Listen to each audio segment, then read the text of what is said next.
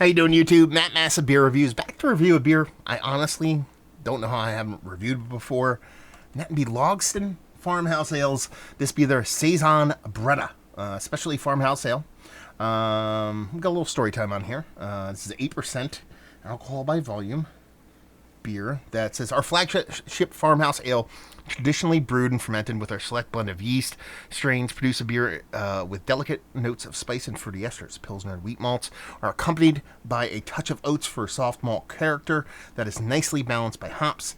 This unfiltered, naturally carbonated can has re-fermented with our house strain of Brettanomyces, providing added dryness, crisp complexity, and aging potential. Logsdon. They hadn't been around all that long. I think they opened right around maybe about 10 years ago, give or take. And, Dave Logsdon is kind of like a big deal in beer. And, he founded, I think it was Y Labs. Y Yeast? Yeah, Y Yeast. One of those crazy yeast companies. And I think Full Sail, I think, was his brewery too. And then he kind of opened this, like I said, about 10 years ago. I actually ended up interviewing him on my radio show, and it was a radio show before a podcast. Super good dude. So I've had this beer before, but like I said, I'm just kind of blown away and never reviewed it. But my buddy Keith kind of showed up with a can of this, so I'm kind of pumped to dive into it now. He's long retired now. I think Dave retired from the brewery maybe about 4 or 5 years ago, but his beers do live on. So what do we have here? I mean, you're talking about a naturally carbonated, can conditioned, I guess you would say, Brett-based beer, infinitely clear. I didn't swirl it up. We'll give it a little swirl and a pour at the end to see if we add a little bit of kind of funk to this beer. I mean, there's not much of a head on it. Dissipated really quickly. It was just white as white could be. But yeah, I mean, it looks like an itty bitty farmhouse ale, but it's 8%. It's not a tiny beer, so keep that in mind. So yeah, give it a swirl. Let's even get a nose. I mean, it's classic kind of farmhouse Brett-based Saison. When I smell this, I smell so many beers. And this is not a knock against this beer as it being just a generic thing, but there's just this classic fingerprint of Brett-based farmhouse ales, and this is kind of the core of what that comes off to me, typically. Because it's got this soft funkiness, that malt and wheat. It's like it has to be wheat in here. Kind of come through. That citrus in this beer comes off very much as a Brett C thing. It's a Brett characteristic. I don't think it's a hop thing. Sure, it might be propped up a little bit by some hops, but it really is that more kind of orchard level, yeasty, walking through a blooming orchard of citrus fruit kind of citrus, the way it comes off. There's a subtle little tartness to it. Might even have a little bit of acidity. But just smells beautiful. Just chuggable, drinkable. Smells way smaller than 8%, but I don't hate on it. A little bit different with that when it comes to farmhouse ales. And I'm just curious because I've never had this beer in a can before. It's always been, I believe, always in 750s. So yeah, let's just dive in. Cheers. Okay. Way less aggressive than I thought it would be. Because based off of the nose, it had this little pop to it. Now, there is a decent bittering to it. Do we get a date on this sucker? Okay, so this isn't that old, man. It's less than 2 months old. It's got a decent bittering on it.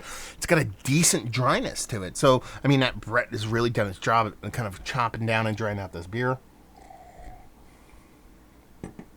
But there is enough sweetness to it to kind of bounce off that dryness and make you not be overly kind of drawn out, overly dried out. That citrus fruit definitely it paves the way for a little bit more kind of fruit characteristic outside of citrus. It was mainly citrus in the nose, but in the taste, I'm actually getting a nice kind of stone fruit peachiness in there. Maybe even like a little bit of subtle cherry notes. I don't even know where that's coming from. But it all could be just from a natural yeast evolution, because I know from the interview that I did with Dave that they actually took a lot of the cherries that they wanted to use in a lot of their beers for the creeks and whatnot to they grew them, planted them, and cultivated them there on the farm. So it could just be an evolution of the yeast, kind of imparting a little bit of that kind of natural kind of flora and fauna of the farmhouse into the actual beer itself. It drinks closer to its ABV. It's not hot or big, but you're drinking something plus 5-6%. I like this. In the grand scheme of things, I want this at 5%. I know. Broken record. But This is a beer that's meant to be shared at dinner or some kind of event. I know the can kind of, I don't want to say lessens that, because I think can is a much better vessel for this kind of beer than, let's walk that comment back a little bit. For relatively immediate drinking, I think cans are a very good choice for this beer to go in and to evolve. For long haul, because I think this beer is going to evolve into something beautiful over years, and it could be markedly different from year 1 to 2 to 3 to 5 to 10, and equally as good, but much different on those years. That's where you want the bottle. That's where you want the glass. That's where you want the 750. And I think, hopefully, that they're doing these in both still. Because that would be my choice. Like, let's say if I had an unlimited amount of income and I wanted to stock a cellar and I saw a shelf of cans and a shelf of 750s, I'd grab a 4-pack of this. I'd grab a bunch of bottles. Throw those bottles in the basement, drink the 4-pack over the next year, maybe.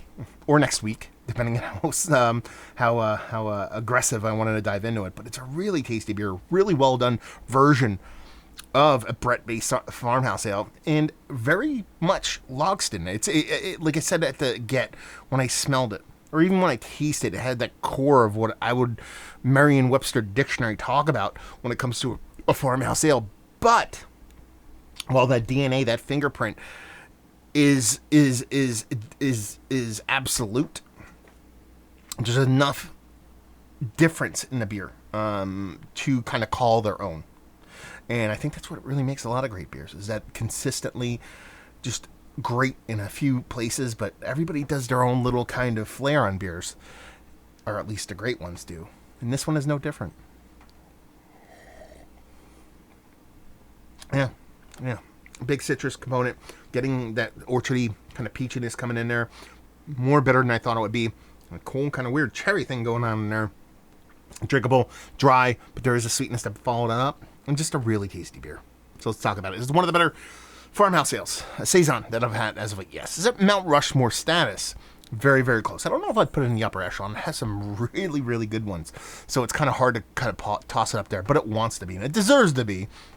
I've just had some really good ones as of late, so that's the only thing keeping it out. Value and availability, and no idea. I know the bottles can be a little bit pricey. Their 750s typically run $15 plus. So Keith, let me know what you paid for this, and leave you with, if you like what we like this beer. I mean, if you love classic Seizoen, you don't mind that little bit of bump of ABV. And you like just a nice, unique twist on it, because that level of dryness with the additional sweetness and that little cherry thing that I'm perceiving on there is a quite fun twist on this beer. So if you like your classic farmhouse / Seizoen, but you want something a little bit different, this is worth picking up. So there you go. Another review in the books. Hopefully you guys enjoyed it. Down there if you want to talk about it. Massive Beers. If you want to check me out doing the social media stuff, Beer Massive. If you want to check me out doing the whole podcasting thing. And hopefully you guys enjoyed the review. Hopefully you're enjoying a little Logsdon right now. Hope to see you next time. Cheers.